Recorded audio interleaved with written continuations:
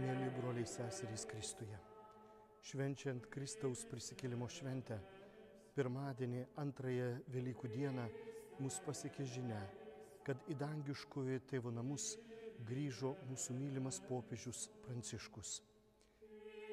Palydėkime jį maldą, melsdami jam viešpaties gailestingumo ir visus kviečiame nuoširdžiai maldai už mūsų mylimą popiežių Pranciškų balandžio 25 dieną 18 val. Šventų mišių aukoje, bei po jų kviečiame jūs giedoti ir melsti Žemaičių Kalvarijos kalnu. Junkimės maldoje, išgyvendami prisikėlimą, išgyvendami amžino gyvenimo viltį.